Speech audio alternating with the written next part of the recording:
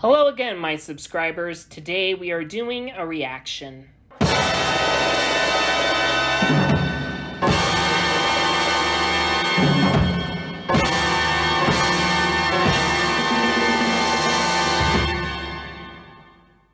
I figured because the last reaction was to The Black Cauldron, it was a review I'd been meaning to watch. I thought, because I am so far behind on watching the Nostalgia Critic, that I would get caught up as well. So the next few reaction videos will be to the Nostalgia Critic. And this is going to show you how far behind I am. The first part of this is for his review for Brave. Admittedly, it is a Pixar movie that I actually quite enjoy. The first time I saw the trailer, it made me cry, mainly because of Julie Fowlis's music. No matter what she does, I always end up crying. I can't describe it. Maybe it's because of the fact that I have so much Celtic in my heritage. I am part Irish and part Scottish, and I believe part Welsh. So, let us begin.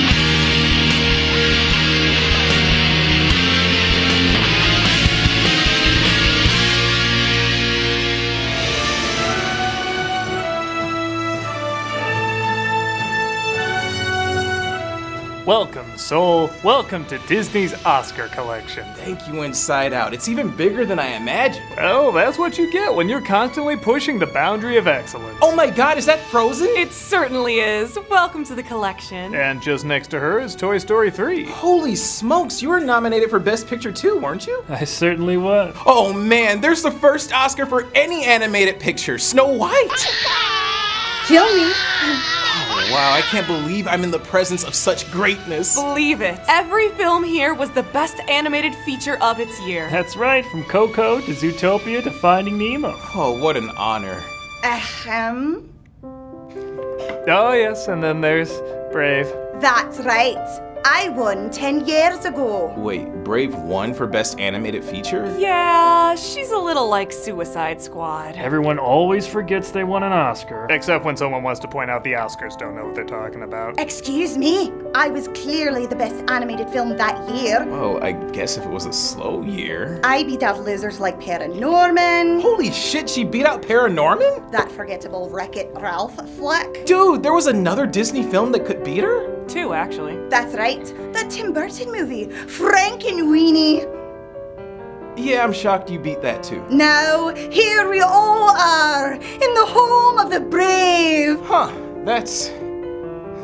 Look, nobody talks about her. The more you forget she's here, the more you forget she's here. Did you know, halfway through production, they switched out directors? You never would have known. It flowed so naturally. Yes, a Scottish Grimm's fairy tale. They go hand in hand. Oh, come on now. She's not that bad. We know, it's just, she isn't that good either. Okay, maybe she's not Oscar worthy. Maybe she's not the best animated film. Maybe the Oscar voters clearly just saw the trailer and not the film itself. Can you get to the however part? However, there are firsts that this movie did that should be given attention to. Ah, so you think I'm as good as the movie Up? When did I say that? You didn't not say it. How do I get out of this? Playoff music! And I want to give a big thank you to my agent and God, and thank you all! Ugh, they never give us enough time.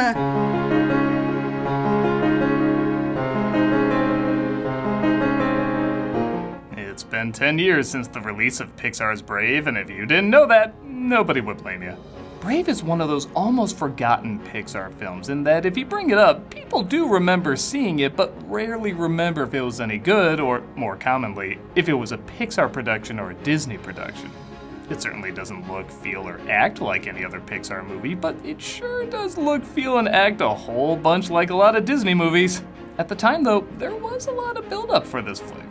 The trailers were shrouded in mystery as we saw a Scottish princess traveling through the woods with a bow and arrow looking for spirits. It almost had a Miyazaki feel and got a lot of people excited for something different from the usual objects coming to life movies. It promised something mysterious and epic and gave us a lot of what we've already seen from Disney already. It still made money, and I don't know anyone who loathes this movie, but the response by many seems to range from underwhelming to forgetful. However, there surprisingly are a lot of firsts this movie accomplished, and, dare I say it, was ahead of its time in a few areas. Just not the areas you were probably hoping for in a film like this. There's quite a bit to talk about, so let's not waste any time. Let's take a look at one of Pixar's I didn't hate it collection, Brave. So I'll be honest, I totally Mandela affected this movie because I remember it opening up with the main character's narration. Some say our destiny is tied to the land, as much a part of us as we are of it. But it turns out there's an extra intro showing her as a child and her father battling a bear. Why'd I forget? Because it's totally pointless. There's nothing here that isn't discovered later, aside from Baby Brave dolls selling like hotcakes because of this, and bears in Scotland are really good at sneaking up on people. How'd that thing get there without being noticed? Look at the space between him and the forest. Was he like, oh yes, lovely day for a walk? I was a bear the whole time! Ah! Even the placement of the title seems a little random. Come on, you! Of course, because the film is about him and the bear, and no, it's not. Like I said, the film wants to try the intro again, so we get an opening narration from Merida, played by Kelly MacDonald, who tells us how her father lost his leg to a bear. So again, makes that intro kind of pointless. Like I said before though, there are a lot of firsts in this film. This is the first time Pixar actually changed engines to take on more detail, and comparing these landscapes to the ones before, you can tell. It's also the first Pixar movie to have a female protagonist, and even the first one to have a female director. On that note, I think Disney said, okay, if we're gonna do that, we're making her a princess because by haggis, we're not straying that far. One swipe, sword shattered. And I can't be the first one to say this, but Merida's design is friggin' phenomenal. Yes. No Disney lead agreed. before or after has looked like her. Where most Disney women have very similar looks, even if they don't at first, they will eventually. Merida really stands out. Yep. Those sharp but tiny eyes, those piercing turquoise irises, that wild fiery hair that has a life of its own. If you were to show me the Disney princesses lined up, I'd say they all look nice, but what's her story? She's totally different. Yep. The downside though is, she's not different. Tell me if you've heard this one. Merida doesn't like being a princess. She hates being told what to do and often escapes her authoritative trappings to partake in her free spirit song quota most princess movies have. It's funny that so many of these women are so bent on not being the typical princess that they ironically become the typical princess. But okay, here's a biggie I noticed. Merida has a lot of run-ins with her mother, Eleanor, played by Emma Thompson. Nowadays, mother-daughter confrontation productions are everywhere. They're practically the new hot subject. But back then, there weren't that many. And it's not like an evil mother or anything like that. It's just a mother-daughter working out their differences. And at the time, I thought it was unique. There was a big-budget animated film with that at the center. It's big bucks now, but back then, it was kind of new territory. Yep, Merida. absolutely. Mom, just remember to smile. What's not new territory? Her being forced to marry someone she doesn't love or even know. The lords are presenting their sons. The clans have accepted. Is that in the Scottish sense, or is this about to be a Spike Lee joint? She obviously doesn't want to marry, and one of the things you might pick up quickly on is the voice acting in this is pretty good. Even I had reservations when I faced betrothal, but we can't just run away from who we are. I don't want my life to be over. There's a lot of great talent in this, like Billy Connolly, Robbie Coltrane, and Craig Ferguson. Great comedic talents that sadly aren't allowed to be that funny in this. Unless you count Screaming Vowels funny. Our alliance is over! We decide which one of our sons your daughter will marry. Your sons are fit to marry my daughter! Which if you watch my show, you probably do. We're given a brief but pretty cool backstory about 4 princes who were given land to share, but one decided to take it all for himself. The oldest prince wanted to rule the land for himself. He followed his own path. His name was Prince Bear Roar, son of forced shadowing. The story is to teach Merida not to be selfish, but funny enough, an extra feature on the Blu-ray called The Legend of Mor'du actually gives more the epic story I think people were looking for with this film. But heck with that, we gotta get Merida corseted up, which I don't think corsets were in Scotland at the time. Nope, but adventure films love it as a symbol of oppression. It works so well. Clans show up with their kings all offering their sons to take Merida's hand. Once in a while, the humor can be pretty good. Like, I love how one of the kings is named MacGuffin. Also, this got a good laugh out of My only son with one arm. He was steering the ship. This is not only a good punchline, but for a few seconds, I love wondering why he has 4 legs. But we haven't had any zany slapstick yet, so...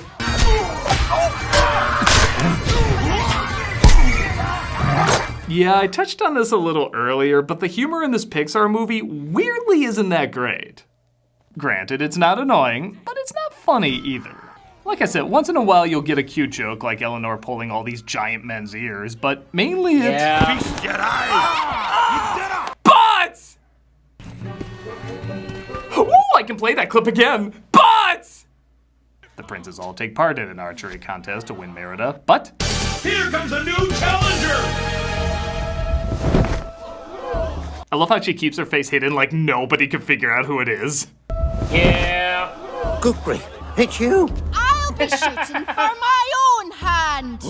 She pulls a Robin Hood because, again, this film thinks we've never seen any other Disney flicks before, and her mother finally has had enough. Me. I followed the rules. You don't know what you've done. It'll Don't be care fire how I- and sword if it's not set right. Listen! I am the queen. As much as I respect they're doing a mother-daughter story at a time when that really wasn't much of a thing, I didn't really find myself getting that invested, and maybe you can see why. This whole marriage is what you want. Do you ever bother to ask what I want? You're acting like a child. And you're a beast! Yeah, it feels like placeholder dialogue, doesn't it?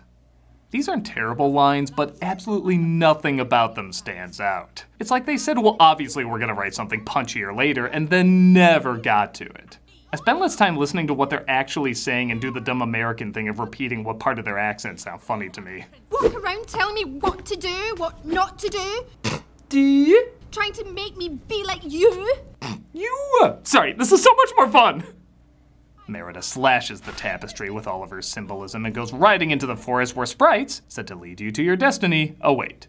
Okay, so at this point, the movie isn't bad, but you are waiting for the actual meat of the film to kick in. But, as mentioned before, the focus is more on Hans Christian Andersen / Grimm's fairy tales rather than Scottish tales. In fact, they apparently picked the 10th century because Scotland still had a few bears then. Which makes you wonder why the hell they even set this in Scotland to begin with. And you definitely feel that Grimm's fairy tale touch when she discovers a witch that, yeah, again, feels more like a Baba Yaga mascot for a Russian grocery store than a Scottish witch. Witch! Wood carver! The wisp's length! Wood carver! You'll change my face! Wood carver! You see, Too many unsatisfied customers. This is also where you're like, oh yeah, Pixar movie. This whole scene you can see out of something like Pixar's Witches. It doesn't quite match the rest of the film's tone. The last time I did this was for a prince. Easy on the eyes. Tight pants. The lamp! The witch says she can help change her mother's mind by giving her a magic pastry. Merida does it, makes her mother incredibly ill, yet the whole time it looks like she's dying, she keeps asking if she still has to marry. My head's spinning like a top. How do you feel about the marriage now? You might have something new to say on the marriage?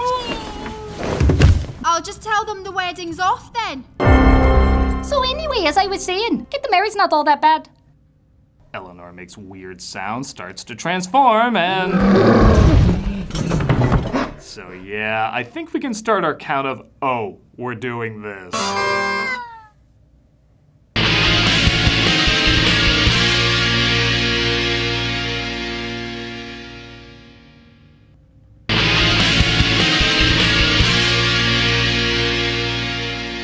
So we're about halfway through the story, and the mystery is finally revealed of what kind of movie this is.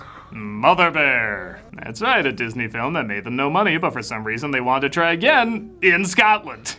I don't know, was anyone excited when they found out this is where they were going with all this? Is this at all what you thought the story might be from the trailers? It's funny because the original title was The Bow and the Bear, and while that would have been more honest advertising, would you be excited to see that? To the film's credit, not only does the bear not talk in I would this, have liked but that the animation on title, her is actually. really great. Maybe I have a Yeah. soft spot for characters who can't talk because True. they have to communicate through more creative ways. But the expressions on Yeah. her face are incredibly well done. I Yes, always know they what are. she's thinking and what she's trying to get across, Yes, and her reactions are absolutely. some of the few genuine laughs in the movie. Which is good because once everybody discovers there's a bear in the castle, everyone chases after her in, again, a pretty boring bit of slapstick. Marty! I almost decapitated another maid, but this time I had a good reason. Merida tells her three little brothers to distract them, and again, this is Pixar, some of the best comedy in animation. Are you getting any laughs out of this?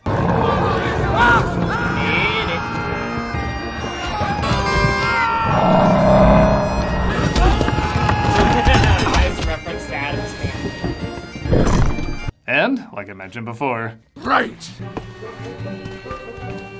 but Merida and Eleanor make it back to the witch, but her cabin is abandoned, and, again in a total tone change, the witch has a cauldron answering machine. If you'd like to inquire about portraits, pour vial 1 into the cauldron. If you'd like the menu in Gaelic, vial 2. Now, once more to the film's credit, even though this joke doesn't fit here, I feel like this is a kind of humor you see more in Disney fantasy films. I guess you could argue it kind of started with Tangled, but something about this joke in particular I can see much more in a Frozen or an Onward movie. A self-aware reference to modern day that doesn't quite break the fourth wall. Again, for all this movie's issues, there are quite a few nuggets that gave way to some real Disney gold in the future. Thank you for visiting. Pleasure to have a lovely day. Thankfully, bears survive magic explosions. I think they know the audience doesn't care enough to question it anymore, and Merida tries to think about what to do while remembering how loving her mother truly was. I'm here. I'll always be right here. Unless I become a bear, in which case I'll never forgive you. That's specific. Well, I'm specific. As Merida shows Eleanor the advantages of roughing it, Eleanor maybe learns the lesson too well as she starts to take on the mind of a bear without any control. Mom. This is the one element of the plot that's legit really interesting. Yep. It gives a time limit not only to saving her mother, but maybe herself, as we see a bear naturally would want to tear her to ribbons. But oh no, the sprites show the incredibly long way to go. Oh, that was fast. As they discover the chamber where the evil prince used to live and discover something similar happened when he was separated from his brothers. The spell. It's happened before. Yeah, I guess Scottish magic is very bear-based. Not much variety in their spells. If Cinderella's fairy godmother was Scottish, she'd probably look like this. Yeah. Not to harshen the mood, but that's half of Merida's fighting right there. Like I said, all the advertising showing her ready for action, standing alone against the odds. She shoots 2 arrows that do nothing, and half her fight scenes are over. That's like advertising a young Steven Seagal movie and getting the action of an old Steven Seagal movie. It's a little misleading. Now, part of that might be because in the climax, the mother and daughter switch roles, which I do kind of like. With the clans ready to go to war, Merida uses diplomacy instead of brute force to solve the situation. She's even coached by her mother, who's so moved by her actions that she tells her not to marry. And break tradition. He also loves Santimus. It'd be great if she misinterpreted her signing, though. I want to declare war on the lot of you, especially the kingdoms with small penises, which is all of you. I should also point out this is the first Disney princess movie where the princess doesn't get together with anyone, which again is something that would be adapted in future movies. Yep. Strange thing to do. Don't do that again. But the king gets the wrong idea when he sees the queen's room has been ripped apart.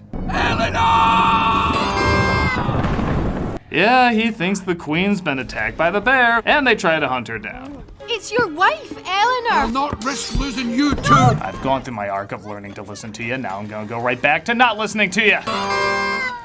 We see her 3 brothers ate the pastry too, turning into bears. And if you're like me, you totally forgot they were even in the movie. So she has them chase after the maid who has the key. And man, how far the comedy's come in this film. We've gone from butts to boobs! And number 6, you may want to be on deck for this. And if you're wondering why the story demanded them to be bears in this scene, even though it totally could have worked with them still as humans, well, because of a certain callback joke that begins with B and ends in UTS! Speaking of forgetting things that were in the movie, oh yeah, the sculptures. Oh yeah, the Mordu bear. Oh yeah, the sprites. How can so little be happening in this movie, yet it leaves so little an impression, I keep forgetting about it. So get ready, here's the other half of Merida's fighting. Yeah, it's her dad, and it's about as short as the first one. Now, again, this could tie into the fact that she gives in and goes diplomatic, while the mother gives in and goes ass-kicking on Mordu, who tries to kill everyone. But we've seen plenty of the mother being diplomatic, but not much of Merida kicking ass. Even when she's confronted by the bear. Look at this. Yeah, I don't think people would get excited if the advertising showed what her action scenes were really like. Come on! I'll take you with my bare hands! Ow! My bare hands were hurt by your bare hands! Like I said, Eleanor does fight him off, and even his spirit, I guess, is allowed to rest. It's so stoically brief, though, it kind of feels like Putty from Seinfeld signing off. I'm not the one going to hell. Sadly, though, it looks like too much time has passed, and Eleanor's mind has gone full bear. You've never given up on me. Oh, it's all good. Just do the Shaun of the Dead ending. Except instead of video games, you can play caber toss or something. No, because they mended their bond in time, she turns back to normal. Just don't ask what she sounds like. Don't say we didn't follow through with our running butts joke. Yeah, I'm sorry. What mended bond did the boys work on off screen to change back? Our fate lives within us. You only have to be brave enough to see it. Yeah, we had to spell out what the title meant because, again, the advertising sure didn't. Personally, Yeah. I'm a bigger fan of the original ending. What is it? What's wrong, sister? But to be fair, every movie would be better with that ending. And that was Brave. Still very underwhelming in many respects, but in several others, a little ahead of the game. Yes, Pixar didn't seem to take too much from this for their other films, but Disney sure did. It took a lot of the ideas it started and ran with them to make more fully fleshed out movies. And even with that said, the film isn't awful. It's not really even that bad. It's just not what I feel like a lot of other audiences were looking for. It's a flick I hear went through a lot of production issues, and it definitely shows. Yeah, I But could see there's that. been many more production hell movies that turned out a lot worse. While I can't think of anyone who quotes this film or recites its lessons, I can't think of anyone who really gets angry with it either. It's definitely not the best animated film that came out that year, but seeing how Prince of Egypt never got a directing Oscar and one of those directors also directed this, I guess you could say it balances out. Not a great film, not a terrible film, but surprisingly, an interesting film to discuss. See, I'm not all that bad. Maybe we've been a little too hard on her. Yeah, now come on, everybody. Let's get excited to watch the next Oscars. None of us actually watch it. You don't? No, it's the Oscars. Nobody wants to sit through that bore fest. But isn't Encanto coming out? That's sure to win. Yeah, but none of us are actually gonna watch the ceremony. Maybe you have a point. I mean, what's gonna happen at the 2022 Oscars that's gonna be worth? You must have stories. I have stories.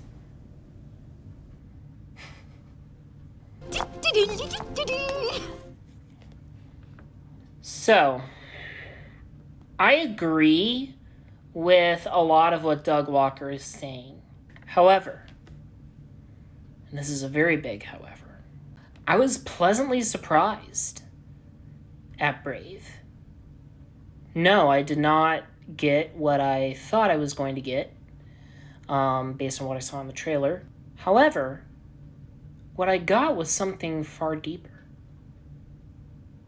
A mother-daughter story, where the mother is not painted as one-dimensional. It's really nice that a movie like that pioneered that type of storytelling in family-oriented movies. And it's nice that that is continuing, even today. Very much like my reaction to the Black Cauldron, I laughed when I thought something was funny. And there were some things that I disagreed with, but there were others where, upon reflection, I thought, yeah, I see where he's coming from with that. I don't know, what did you think of the Nostalgia Critic's review of Brave? Did you like it? Did you not like it? Do you agree with him? Do you not agree with him? Or do you have a view about it that maybe I didn't expect? I would love to know. So that is my reaction for today. Please like and favorite the video if you enjoyed it. Subscribe today. I upload every Saturday, or at least try to. Hit the notification bell if you want to get notified of more content. Like the Facebook, Instagram, TikTok, and Tumblr pages. Thank you again very much for watching. Please stay safe and healthy. And remember, it's chaos. Be kind.